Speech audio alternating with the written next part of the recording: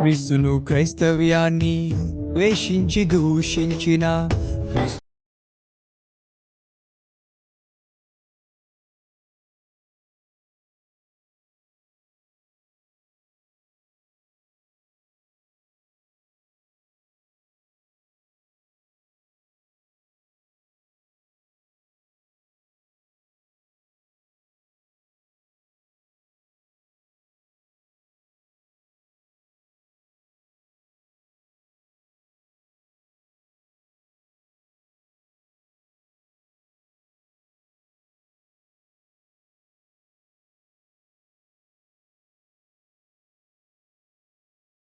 తొంభై 91వ కీర్తనలోనికి వెళ్ళి మనము 3వ వచనాన్ని మనం చదువుకుందాం.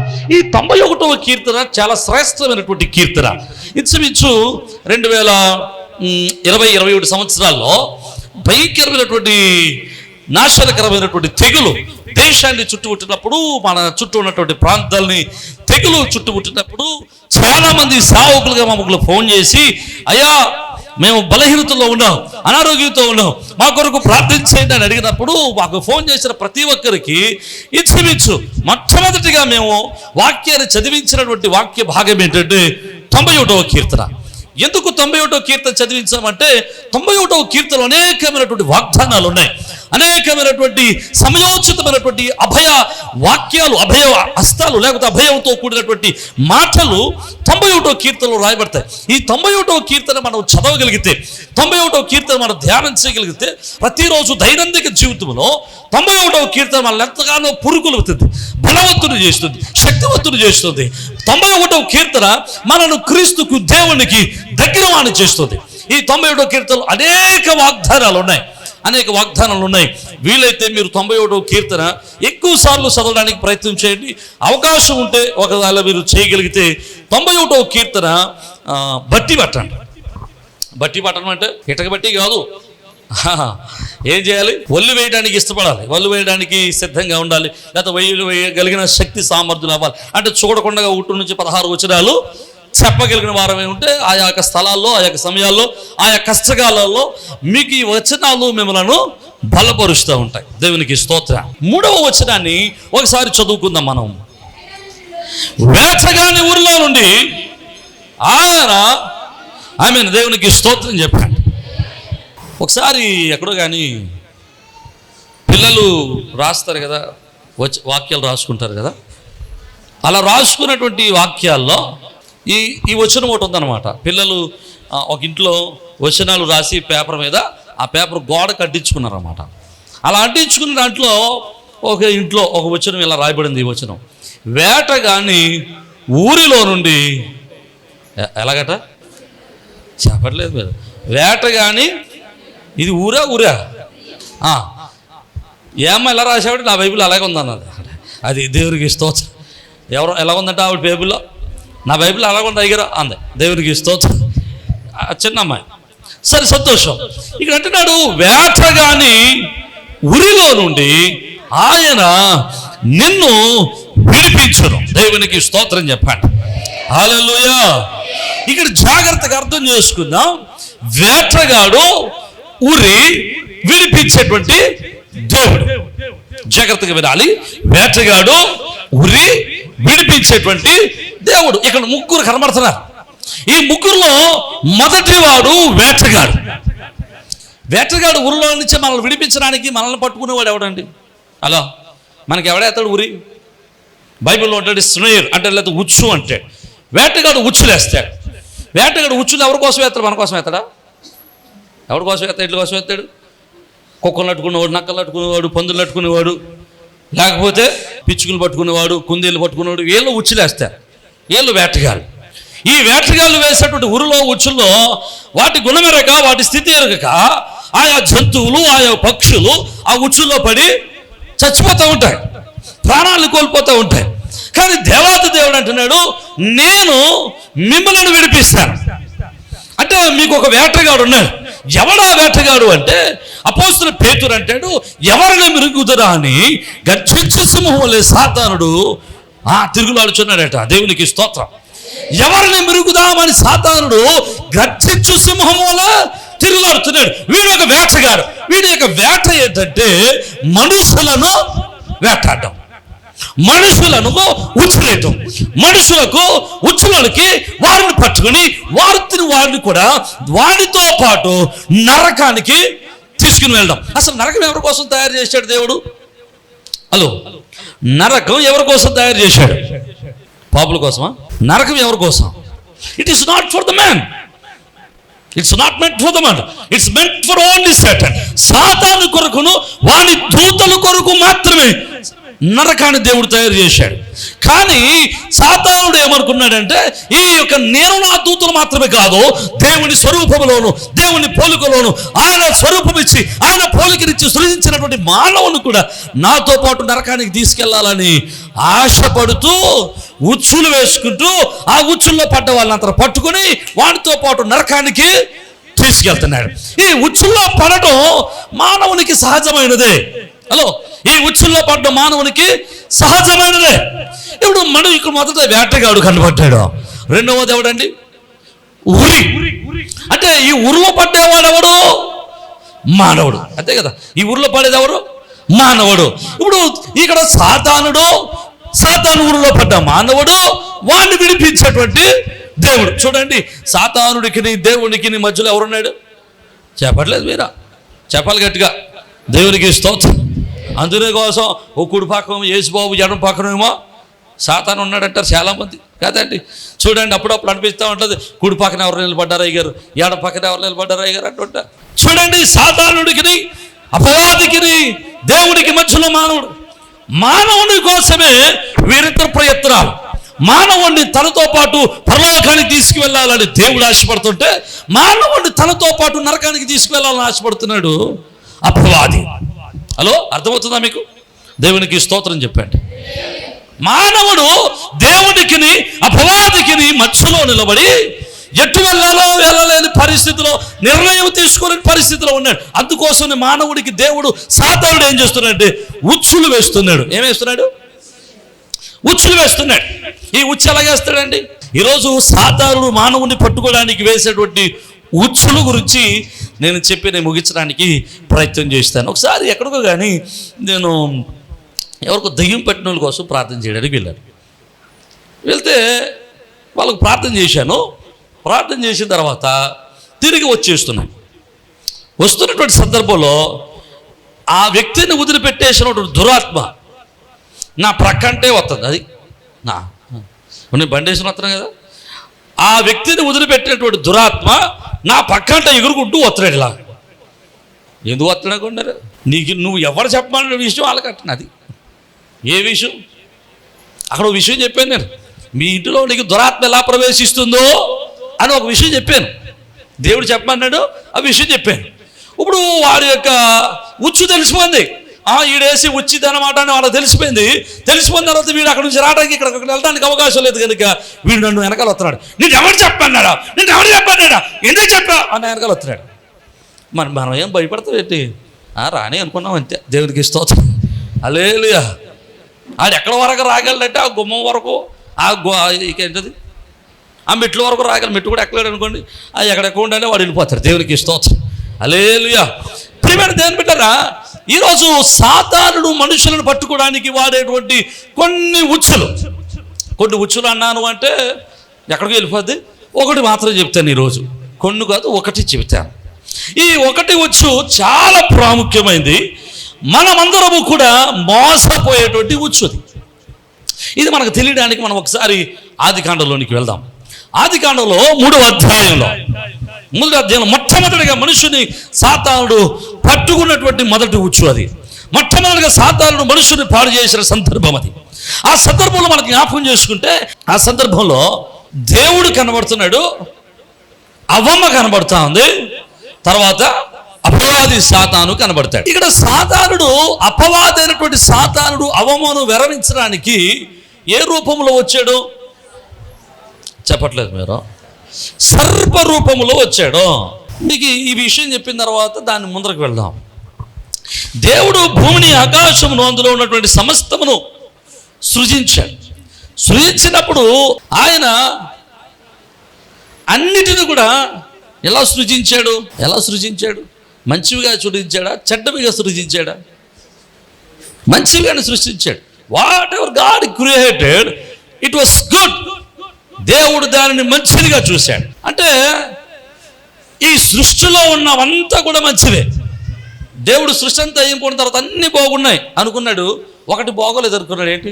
అన్నీ బాగున్నాయి కానీ ఒకటి బాగోలేదు అన్నాడు. దేవుడు ఏది? మీరు చెప్పట్లేదు. మీరు చెప్తున్నారు కానీ నాకు వినపడతలేదు అనుకుంటా. గట్టిగా చెప్పండి కొంచెం. ఏది మంచిగా లేదన్నాడు? నరుడు ఒంటరిగా ఉండటం, అది దేవునికి స్తోత్రం. అన్నీ మంచివే కానీ ఏది మంచిది కాదు. అందుకోసం ఒంటరిగా ఉన్న వాళ్ళందరూ దేవుని నామంలో తొందరగా పెళ్ళిళ్ళు చేసుకుందురుగాక. దేవునికి స్తోత్రం. నరుడు ఒంటరిగా ఉండడం మంచిది కాదు అనుకున్నాడు. కానీ అపార్ట్ ఆఫ్ దెమ్ ఎవ్రీథింగ్, ఆయన సృజించినవన్నీ కూడా మంచివే. అంటే ఆయన సృజించడం అంటే సమస్త జంతువులన్నీ మంచివే, సమస్తమైనటువంటి వృక్ష జాతి అంతా మంచిదే. దేవుడు సృజించిన మానవుడు, ఆ మానవుడి ద్వారా వచ్చినటువంటి స్త్రీ మంచివారే. అందరూ మంచివారే, అన్నీ మంచివే. ఆదాము అవ్వలు ప్రారంభం చేయడానికి పూర్వం ఏదేని తోటలు ఎలా ఉండేది తెలుసా అండి? సింహము, లేడి రెండు ఒక దిక్కున కూర్చొని శుభ్రంగా గడ్డి వేసుకుని పడుకుని. ఏ జంతువులు అయితే వ్యతిరేకంగా ఉండి పోరాడుకుంటున్నాయో, ఇప్పుడు పరన్న జీవులుగా ఉన్నాయో, ఈరోజు ఏదైతే మరొక జీవి మీద ఆధారపడి బ్రతుకుతుందో, ఆ రోజు ఒక జీవి మీద ఆధారపడి బ్రతకలేదు. అవన్నీ కూడా దేవుడు తవానికి ఇచ్చినటువంటి ఆహారమైనటువంటి ఫలాల మీద, వృక్ష జాతుల మీద బ్రతికాయి. అంటే అప్పుడు కూడా ఆ యొక్క సింహాలు గడ్డి తినే, చెప్పట్లేదు మీరు, గడ్డి తినే బ్రతికాయి. పులులు కూడా గడ్డి తినే బ్రతికాయి. అంటే వాటికి దేవుడు ఇచ్చిన ఆహారం అదే కనుక అవి తిని బ్రతికాయి. అంటే ఆ యొక్క ఏదెను తోటలో ఉన్నటువంటి సమస్తమైన జీవరాశి అంతా కలిసి బ్రతికారు.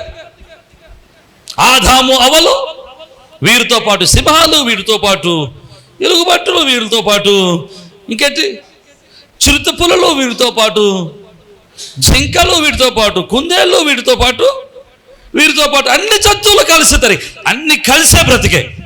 ఎప్పుడు కూడా ఒక జంతువు మరొక జంతువు మీద తిరుగుబాటు చేయలేదు. ఎప్పుడు ఒక జంతువు మానవుని మీద తిరుగుబాటు చేయలేదు.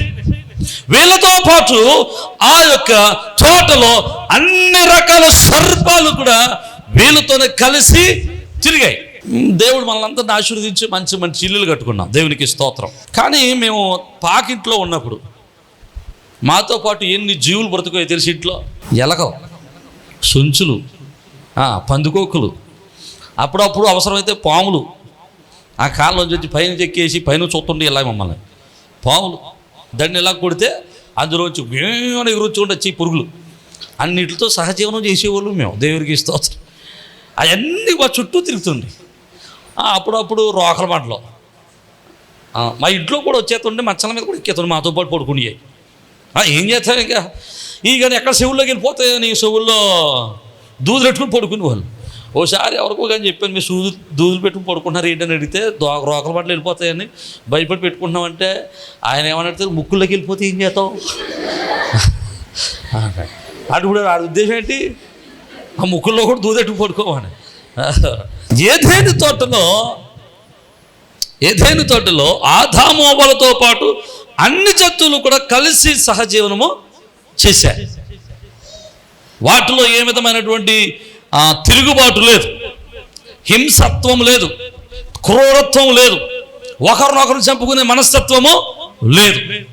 వారితో పాటు సర్పాలు కూడా ఆదాము అవ్వలతో పాటు కలిసి ఉండేవి. ఏమో అది పెద్ద సర్పం అయి ఉంటుంది, కాళ్ళు ఉన్నాయి దానికి. అదే దేవుడు నీకు ఇక్కడ నుంచి నువ్వు కడుపు మీద పాగుతావు అన్నాడంటే అంతకుముందు అది నడిచేది అని అర్థమేమో కదా. కాబట్టి వాటి కాళ్ళు ఉంటాయి. అంతకుముందు ఈ సర్పం మీద ఈ ఆదాము అవ్వలు ఎక్కి స్వారీ చేసి ఉంటారు. హలో, ఏమో మనకేం తెలుసు. సరదాగా అందరూ ఆడుకుంటున్నప్పుడు ఆ పులుల మీద ఎక్కుండి ఉంటాడు, ఈ పాము మీద ఎక్కి పాము పైకి ఎక్కుతుంటే చెట్ల మీద ఎక్కి కూడా కాయలు కోసుకుని ఉంటాడు. మనకేం తెలుసు? మొత్తం మీద అక్కడ ఉన్నటువంటి జంతువులన్నిటితో పాటు ఆదామవ్వలు సహజీవనం చేస్తున్నారు, లేకపోతే కలిసి బ్రతుకుతున్నారు, ఒక కుటుంబస్తులుగా బ్రతుకుతున్నటువంటి సమయంలో అది ఎన్ని సంవత్సరాలో తెలియదు. దేవునికి స్తోత్రం, హల్లెలూయా. ఎన్ని సంవత్సరాలు, ఎన్ని వేల సంవత్సరాలు కలిసి బ్రతికారో మనకు తెలియదు.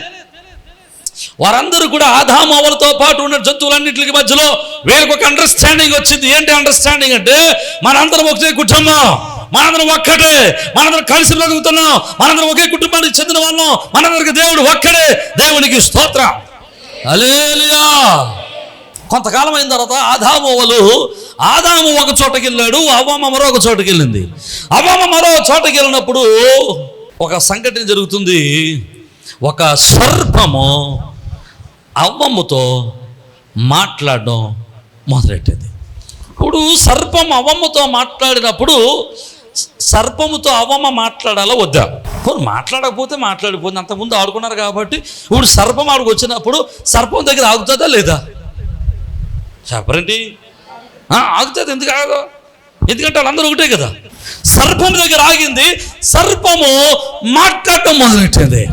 మాట్లాడడం మొదలెట్టినప్పుడు అవ్వమ్మ ఏం చేయాలి? మాట్లాడాలా వద్దా? మాట్లాడకూడదు అనడానికి ఏమైనా కారణం ఉందా? చెప్పరే. ఏ కారణం లేదు. ఎందుకని? సర్పము, ఆదాము, అవ్వ, అందులో ఉన్న జంతువులు వీళ్ళందరూ కలిసే బ్రతుకుతున్నారు. ఈ సర్పం మాట్లాడుతూ ఉన్నప్పుడు ఈ సర్పపు మాటలు వినడానికి అవ్వమ్మ నిలిచి సర్పానికి సమయాన్ని ఇచ్చింది. ఎందుకో తెలుసా? సర్పము కూడా అవ్వమ్మ దృష్టిలో మంచిది. దేవునికి స్తోత్రం. అర్థమవుతుందా మీకు? సర్పము చెడ్డది కాదు, సర్పములో యుక్తి లేదు. సర్పము యుక్తి కలదు కానీ కుయుక్తి కలిగింది కాదు. సర్పములో కుయుక్తి లేదు, సర్పములో మోసం లేదు, సర్పములో హింస లేదు, సర్పములో క్రూరత్వము లేదు. అప్పటి వరకు వాళ్ళందరూ కలిసి బ్రతికారు కనుక సర్పముతో పాటు సర్పముతో మాట్లాడడానికి అవ్వమ్మ తన సమయాన్ని ఇచ్చింది. సర్పంతో మాట్లాడడం మొదలెట్టింది. ఇప్పుడు సర్పం మాట్లాడుతుందా? సర్పములో ఉన్న సాతాను మాట్లాడుతున్నాడా? రైట్. సర్పము కాదు, సర్పములు ధరించినటువంటి, సర్పములు వాడుకున్నటువంటి సాతానుడు అవ్వమ్మతో మాట్లాడడం మొదలుపెట్టాడు. ఒకవేళ సర్పమే, సాతానే సర్పంలాగా వచ్చుంటే దేవుడు సర్పాన్ని శపించడం అన్యాయం అవుతుంది. అర్థమవుతుందా మీకు? ఒకవేళ సాతానుడే సర్పము రూపంలో వచ్చుంటే, లేకపోతే సర్పంలాగా వచ్చుంటే, తాను రూపాన్ని మార్చుకుని సర్పంలా కనబడి ఉంటే, దేవుడు సర్పాన్ని, సర్పజాతిని నశించడం, శాపం పెట్టడం దేవుడికి అది అన్యాయం అవుతుంది. కానీ దేవుడు శాపభరితమైనటువంటి ఆ యొక్క సర్పాన్ని ఎందుకు శపించాడంటే, సర్పము తన శరీరాన్ని సాతానికి ఇచ్చింది. అర్థమైతే దేవునికి స్తోత్రం. అర్థమవుతుందా నేను చెప్పేది? తన శరీరాన్ని సాతానికి ఇచ్చింది కనుక, తన శరీరాన్ని సాతానికి ఇచ్చినందుకు దేవుడు సాతాను యొక్క సర్పాన్ని దేవుడు శపించాడు. ఇప్పుడు సర్పంతో మాట్లాడుతున్నటువంటి అవ్వమ్మ సర్పంతో మాట్లాడుతుంది, సర్పం అవ్వమ్మతో మాట్లాడుతుంది, అవ్వమ్మ సర్పంతో మాట్లాడుతుంది. ఈయన మాటలు బాగానే ఉన్నాయి. ఈ అవ్వమ్మ అనుకుంటుంది ఎప్పుడులాగే ఉంటుందేమో, routine life, it is good thing. ఈ సర్పం మొన్నటిదాకా నాతో ఆడుకుంది, నా తోటలో పక్కన ఈ పక్కన తిరిగింది, ఇప్పుడు మాట్లాడుతుంది కదా, ఇందులో న్యాయం అన్యాయం ఏముంటుందో, ఇందులో పొరపాటు ఏముంటుందో, ఇందులో దౌర్భాగ్యం ఏముంటుందో, ఇందులో మోసం ఏముంటుందో అనుకున్నటువంటి అవ్వమ్మ సర్పముతో మాట్లాడుతూ ఉండగా, సర్పము అవ్వమ్మ యొక్క మనస్సును ఎక్కడికి మలిచింది? అవ్వమ్మ యొక్క మనస్సును ఎటువైపు తిప్పింది? ప్రార్థన వైపా, పాపం వైపు అంట. సాతానుడు సర్పములో నుండి అవ్వమ్మతో మాట్లాడుతున్నాడు, అవ్వమ్మ సర్పంతో మాట్లాడుతూ ఉంది. వీళ్ళిద్దరు మాటలు కొత్తవి కాదు, వీళ్ళిద్దరు సంభాషణ కొత్తది కాదు, లేకపోతే వీళ్ళిద్దరు యొక్క ఐక్యత ఒకటి కొత్తది కాదు, వీళ్ళిద్దరు యొక్క కలిసి బ్రతకడం కొత్తది కాదు. ఈ కొత్తది కాకపోయినప్పుడు అవ్వమ్మ సాతాను సర్పానికి సమయాన్ని ఇచ్చి దానితో సమయాన్ని గడుపుతున్నప్పుడు ఆ యొక్క అదులు చూసుకుని ఆ సర్పములో ఉన్న సాతానుడు అవ్వమ్మ యొక్క మనస్సును దేవుడు తినొద్దన్న పండు వైపు తిప్పాడు. అర్థమైందా మీకు? అర్థమైతే దేవునికి స్తోత్రం. దేవుడు తినదన్న పండు వైపు తిప్పాడు. అప్పటికైనా అమ్మమ్మకు అర్థం అవ్వాలి, ఇక్కడ ఏదో సంథింగ్ ఇస్ రాంగ్, ఇక్కడ ఏదో తప్పు జరుగుతుందని తెలుసుకోవాలి. కానీ she could not find that. ఆమె దాన్ని తెలుసుకోలేకపోయింది. కారణం ఏంటో తెలుసా? ఎప్పుడు కనబడుతున్న సర్పమే, ఎప్పుడు తనతో ఉన్న సర్పమే, ఎప్పుడు తన తోటలో ఉన్న సర్పమే, ఎప్పుడు కనబడుతున్నటువంటి సర్పమే కనుక తాను ఏం జరుగుతుందో తెలియని స్థితిలో ఉండిపోయింది.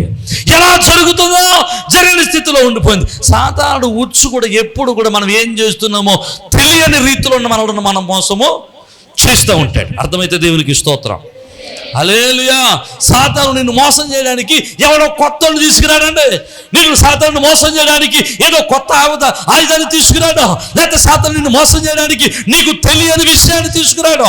సాతాను నిన్ను మోసం చేయడానికి ఏదో తెలియని కొత్త వింతలు తీసుకురాడు. సాతానుడు వేసే ఉచ్చు ఏంటి తెలుసా? నీకు నచ్చినది, నీకు మెచ్చినది, నీవు తెలుసుకున్నది, నీవు తెలిసింది, నువ్వు దేన్నైతే ఇష్టపడుతున్నావో దాన్ని తీసుకొచ్చి నీ ముందర పెట్టి దాని వెనకాల నిన్ను ఉచ్చులోకి నెడతాడు. అర్థమైతే దేవునికి స్తోత్రం చెప్పాడు. హల్లెలూయా. He didn't bring the new thing. ఆనాడు కొత్త ఏం తీసుకురాలేదా? అవ్వమ్మ అక్కడ మాట్లాడడానికి సమయం ఎందుకు దొరికిందంటే ఎప్పుడు చూస్తున్న పని, ఎప్పుడు చేస్తున్న పని, ఎప్పుడు తను ఆడుకునేటువంటి, ఎప్పుడు కలిసి తిరిగేటువంటి జంతువు అక్కడ కనబడడంతో తాను సమయాన్ని ఇచ్చింది. మెల్లగా ఉచ్చులోకి పడిపోయాడు. మనకు ఒక్కొక్కసారి అనిపిస్తూ ఉంటుంది, ఏమనంటే నేను చేసేది మంచిదే. హలో, ఇప్పుడు అవ్వమ్మ చేసేది చెడ్డ మంచిదే చెప్పండి. అక్కడ పండు తిరగముందు చేసిన పని మంచిదా చెడుదా? She is good. ఎందుకంటే ఎప్పుడు చేస్తున్నదే జరుగుతుంది అక్కడ. తన దృష్టిలో సర్పము మంచిదే, తన దృష్టిలో సర్పముతో మాట్లాడడం మంచిదే, తన దృష్టిలో సర్పముతో ఆడుకోవడం మంచిదే, తన దృష్టిలో ఆ యొక్క యోధను వనములో ఉన్న సమస్తమైన జంతువులన్నీ మంచిదే. బట్ స్టిల్ అది బైబిల్లో ఒక మాట ఉంటుంది, బైబిల్లో మాట ఉంటుంది చూడండి. సామెతల గ్రంథము 14వ అధ్యాయం 12వ వచనాన్ని చూద్దాం. ఒకని ఎదుట సరైనదిగా కనబడు మార్గము గలదు, అయితే తుదకు అది మరణమునకు. ఆమేన్, హల్లెలూయా. ఎలాగట? ఒకడి ఎదుట సరైనదిగా కనబడు మార్గము కలదట, కానీ చివరికి ఏమవుతుందట? అవ్వమ్మ జీవితంలో సాతాడు వేసిన ఉచ్చు కూడా అదే. తన దృష్టికి అది మంచిగా కనబడింది, తన దృష్టికి సర్పం మంచిదిగా కనబడింది, తన దృష్టికి సర్పం మంచివాడిగా కనబడ్డాడు, తన దృష్టికి సర్పంతో మాట్లాడడం మంచిదిగా కనబడింది. ఒరిజినల్గా ఆమె చేసే తప్పేం కాదు. బట్ దాని వెనుక ఉన్నటువంటి ఉచ్చును గ్రహించుకోలేక సాతాడు వేసినటువంటి ఉచ్చులో పడిపోయింది. ఈరోజు మన జీవితాల్లో కూడా సాతాడు ఇలాంటి ఉచ్చులే వదులుతాడు. ఇలాంటి ఉచ్చులు మనం చూడడానికి మంచిది అనుకుంటాం, చేయడానికి మంచిది అనుకుంటాం, ఉండడానికి మంచిది అనుకుంటాం, పర్వాలేదు అనుకుంటాం, సర్లే అనుకుంటాం, మనకు నచ్చుద్ది కొన్ని మార్గాలు. కానీ మనం నచ్చిన మార్గంలో మనం తిరిగితే చివరికి అది ఎక్కడ నడిపిస్తుంది? మరణానికి తప్పిస్తుంది. మనకు నచ్చిన మార్గాలు కొన్ని ఉంటాయి కదా. చూడండి, ఇప్పుడు మీరు మీ ఇళ్ళ దగ్గర చాలా పనులు చేసుకుంటూ ఉంటారు, చాలా జీవనోపాధులు చేస్తూ ఉంటారు, చాలా రకాలుగా మీ దైనందిక జీవితాలు కలిగి ఉంటారు, లేకపోతే రోజువారీ జీవితాన్ని కలిగి ఉంటారు. మీ రోజువారీ జీవితాల్లో మీరు చేసేవి నేను తప్పు అని ఏమైనా చెప్పండి. నేను రోజు తప్పు చేస్తున్నాను ఎవరు చెప్పగలరు? కానీ మీరు చేసేవన్నీ రైటేనా? మీరు చేసేవి మీకు రైట్, కానీ నాకు తప్పు. నేను చేసేవి నాకు రైట్, మీకు తప్పు. అదే అంటాడు బైబిల్లో. నేను చేసేది కరెక్ట్గా నాకు అనిపించవచ్చు, అవ్వమ్మ చేసేది కరెక్ట్గా అవ్వమ్మ కనిపించింది, కానీ తుదకది మరణానికి. అంటే చాలా పర్యాయాలు మనం చేసే పనులు మనకు మంచిగా అనిపిస్తూ ఉంటాయి, మనం నడిచే మార్గం మంచిగా అనిపిస్తూ ఉంటుంది, మనం చేసే పని మంచిగా అనిపిస్తూ ఉంటుంది, నేను వెళ్తున్న త్రోవ మంచిదే అనిపిస్తూ ఉంటుంది, నేను ఎన్నుకున్న మార్గము మంచిదే అనిపిస్తూ ఉంటుంది, నేను ఎన్నుకున్న మాటలు మంచివే అనిపిస్తూ ఉంటుంది. కానీ దాని వెనుకాల సాతానుడి యొక్క ఉచ్చు దాచబడి ఉన్నది. చూడండి, బైబిల్లో కొన్ని ఉదాహరణలు చెప్తాను. బైబిల్ చూడడానికి సమయం లేదు, కానీ సమయాలు మొదటి గ్రంథం 20వ అధ్యాయంలో 25వ అధ్యాయంలో నాబాలు కనబడతాడు. నాబాలు దగ్గరికి దావీదు తన యొక్క సైనికులు పంపిస్తాడు, ఆహారం పెట్టాయా అని. ఆహారం పెట్టాయా అని పంపిస్తే నాబాలు మూర్ఖుడట. నాబాలు అంటాడు, మూర్ఖుడు మొండితనం కలిగినటువంటి. దావీదు యొక్క సైన్యము నాబాలు యొక్క గొర్రెల కాపరులకు సహాయం చేశారు. ఆ విషయాన్ని గొర్రెల కాపరు వచ్చి నాబాలుకు చెప్పారు. నాబాలు అంటాడు, దావీదు ఎవడు, నేను సంపాదించుకున్న ఆహారం పెట్టడానికి వాడేవాడు అంటాడు. వాడి దృష్టికి అది చాలా మంచిగా అనిపించింది. నాబాలుకి అది చాలా మంచిగా అనిపించింది. ఎందుకంటే వాడు సంపాదించుకున్న భోజనం ఎవరికి పెట్టకూడదు, బయటోడికి పెట్టడానికి వాడికి ఇష్టం లేదు. కానీ తుదకి ఏమైంది నాబాలు జీవితం? మరణం. హలో, ఏమైంది? మరణం. దేవునికి స్తోత్రం, హల్లెలూయా. రెండవ చెప్తే చూడండి,